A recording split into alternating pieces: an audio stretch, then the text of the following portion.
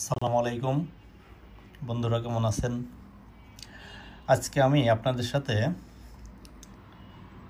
একটা বিশেষ ধরনের ধাতব পদার্থ উপস্থাপন করতে চাই। সেটা হলো নাইটিনল। নাইটিনলের এটা হবে হলো নিকেল থেকে নাই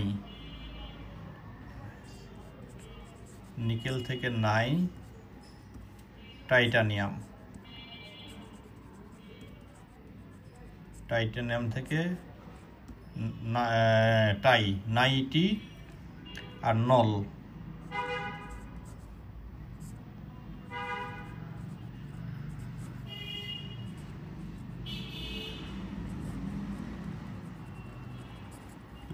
ল্যাবরেটরি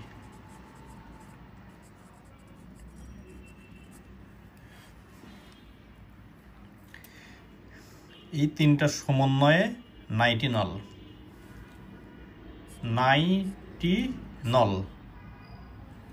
তার মানে এটা হলো নাইটিনল। এটা হলো একটা সংকর ধাতু, নিকেল এবং টাইটানিয়ামের সংমিশ্রণ। সেটা হলো নিকেলের থাকে প্রায় 50%, টাইটানিয়ামের প্রায় 50%। তবে একটা বিষয় বলে রাখা ভালো যে এটা বিভিন্ন ধরনের এই রেশিওটা চেঞ্জ হতে পারে প্রয়োজন অনুপাতে, কারণ এটা যে মেমোরি ইফেক্ট। আচ্ছা, এই ধাতুর বিষয়ে যে বলছি তার আগে বলে রাখা ভালো যে এটার একটা মেমোরি ইফেক্ট আছে এই ধাতুর ভিতরে। তার মানে একে একটা টেম্পারেচার প্রোগ্রাম করে দিলে, যে শেপে প্রোগ্রাম করে দেওয়া হয়, সে পরবর্তীতে ডিফর্ম হয়ে গেলেও তাকে আর একটা টেম্পারেচার বা হিটের ভিতরে রাখলে পরে সে পূর্বের শেপ, যে শেপে প্রোগ্রাম করা হয়েছিল সেই শেপে সে ফেরত যেতে পারে। এখন তাহলে আমরা একটু দেখি, এটা হলো তার প্রোগ্রাম করা শেপ। আমরা এটাকে ডিফর্ম করে দেব, দুটাকেই ডিফর্ম করে দিলাম। দেখেন, এবার আমরা এটাকে হিট দেব। হিট দিলে কি হয় দেখুন, দেখেন এপাশে কিন্তু সে আগের শেপে চলে গিয়েছে। এটাকে হিট দেব,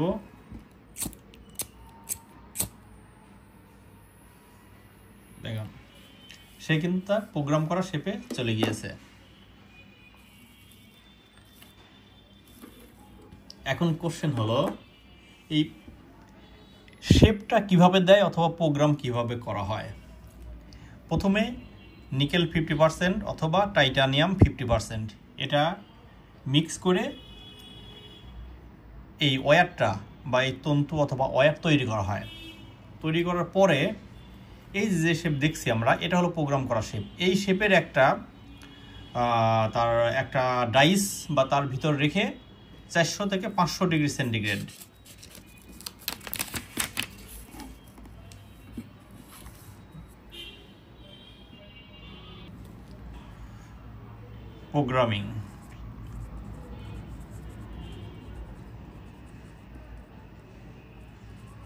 programming temperature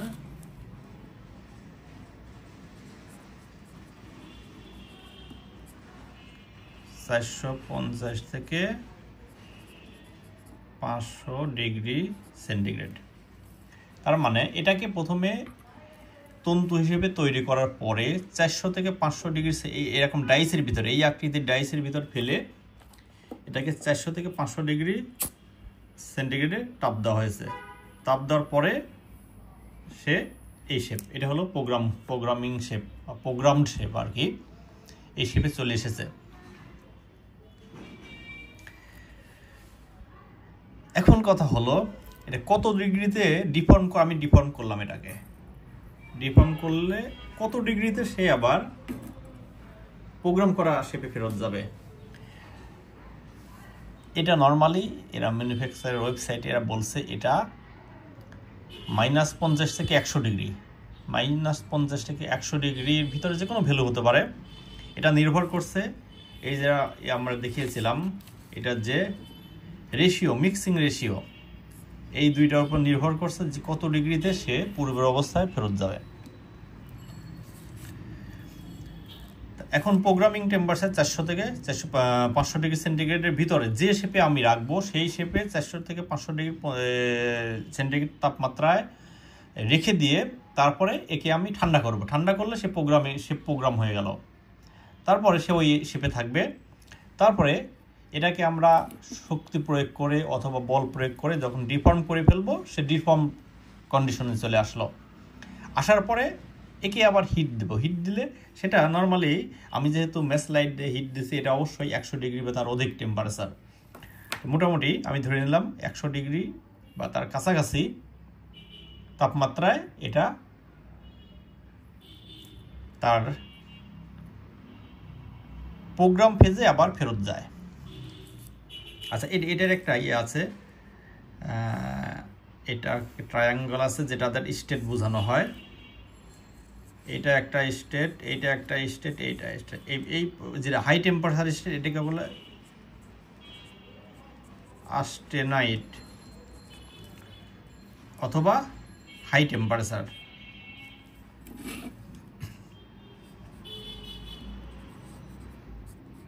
high temperature phase এইখান থেকে ঠান্ডা হচ্ছে,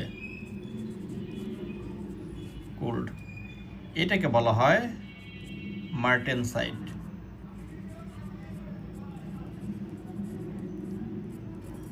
অথবা বলতে পারি লো টেম্পারেচার ফেজ। লো টেম্পারেচার ফেজ।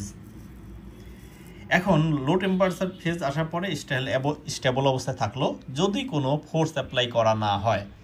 এখন আমি এটার উপর যদি ফোর্স অ্যাপ্লাই করি, যেমন এই যে আমি এখানে দেখিয়েছিলাম, এটা সোজা আছে, আমি এটাকে এই অংশটা এখন মার্টেনসাইট ফেজে আছে। আমি এই যে ফোর্স অ্যাপ্লাই করলাম, এই সোজা টান দিয়ে শক্তি দিলাম, অ্যাপ্লাই করলাম, টান দিলাম, তাহলে সে সোজা হয়ে গেল। তাহলে দেখুন সে ডিফর্ম হয়ে গেছে। তাহলে এটাকে বলবো ফোর্স অ্যাপ্লাই।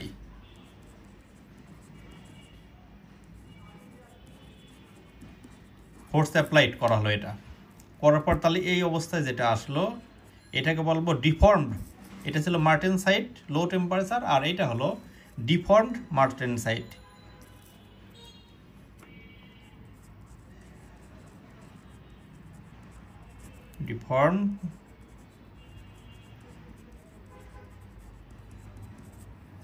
ডিফর্মড মার্টেনসাইট। এখন এই যে আমাদের এটা কমপ্লিট ডিফর্মড মার্টেনসাইট ফেজে আছে। এখন এটাকে আমি হিট দেব। হিট দিলে পর সে এই অস্টেনসাইট বা হাই টেম্পারেচার ফেজে চলে যাবে। তবে এর একটা কন্ডিশন যেটাকে বলে টিটিআর। এই টিটিআর এর ভ্যালু যে ভ্যালুতে থাকে সেই ভ্যালু বা সেই পরিমাণ হিট পেলে পরে সে আবার প্রোগ্রাম ফেজে চলে যায়। এটা এখানে বলা আছে -50 degree centigrade two 100 degree centigrade. তাহলে আমার এটা এখন এই ডিফর্মড মার্টেনসাইট ফেজে আছে বর্তমানে, যেহেতু আমি টান দিয়েছি, মানে শক্তি অ্যাপ্লাই হয়েছে, ফলে সে ডিফর্মড হয়ে গেছে। এবার এটাকে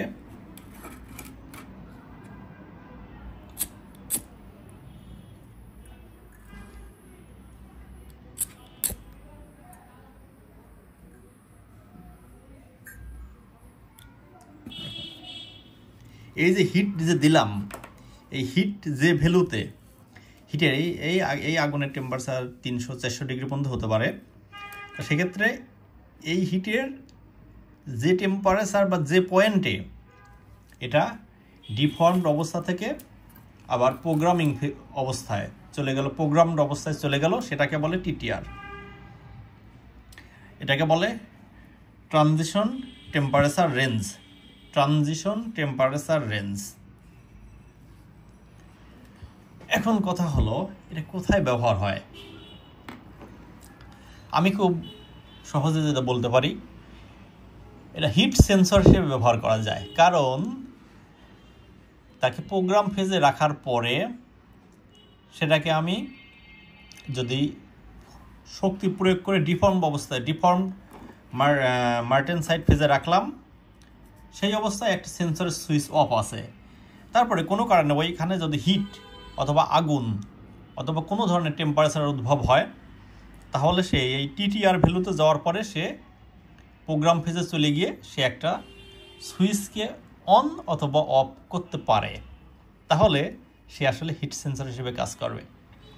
আরও এটা প্রয়োগ আছে মানুষের রক্তনালীর ভিতরে যখন রক্ত কখনো কখনো চর্বি জমা পড়ে রক্ত চলাচল হওয়ার পথ বন্ধ হয়ে যায়, সেক্ষেত্রে ডাক্তাররা এটাকে এইটার একটা বাল্বের মতো কন্ডিশন ব্যবহার করেন, যেটা ওই শিরার ভিতর ঢুকিয়ে দেওয়ার পরে ওই পাটটাকে ওইখানে একটা পাইপের মতো অবস্থায় ঢুকে দেওয়া হয়। সে ওই পাটটা চর্বিকে আর বাড়তে দেয় না, অথবা চর্বির কারণে সংকুচিত হয়ে পাটটা বন্ধ করতে দেয় না। আরও প্রয়োগ আছে সেটা হচ্ছে বিভিন্ন নভোযান যেটা প্রেরণ করা হয় মঙ্গল গ্রহ, চাঁদ বা বিভিন্ন জায়গায় প্রেরণ করা হয়, সেখানে এই গাড়িগুলোর চাকা হিসেবে এটার ব্যবহার আছে। তবে এইখানে আরও একটা মজার বিষয়, এটার আরও প্রয়োগ আগামীতে আসবে। এটা অনেক ব্যয়বহুল বা অনেক মূল্যবান ধাতু। আগামীতে এটা আসবে বিভিন্ন গাড়ির চাকা হিসেবে ব্যবহার হবে, কিন্তু এটার দাম বেশি হয়, এখনও সেভাবে ব্যবহার হচ্ছে না। শুধুমাত্র বৈজ্ঞানিক বিভিন্ন পরীক্ষা নিরীক্ষায় সীমাবদ্ধ আছে। হয়তো আগামী দিনে এটার মানুষের প্রাত্যহিক জীবনেও ব্যবহার শুরু হতে পারে। তবে নিকেল এবং টাইটানিয়াম দুইটাই মূল্যবান ধাতু হওয়ার কারণে মানুষের খুব রেগুলার ব্যবহারের ক্ষেত্রে এটা কী ধরনের বিস্তার লাভ করবে এটা আসলে সময় পরিপ্রেক্ষিতে বলা যেতে পারে। তো বন্ধুরা, আমি আগামী দিনে এটাকে ব্যবহার করে একটা সেন্সর তৈরি করব, যে সেন্সরটা হিট সেন্স করে একটা সুইচকে অন করে দিবে। তো সেই ভিডিও তৈরি করার পরে আপনাদের দেখাবো এবং আপনারাও ইনশাল্লাহ দেখবেন। আজকের মতো এখানেই বিদায় নিচ্ছি। ভালো থাকবেন। Good night. আসসালামু আলাইকুম।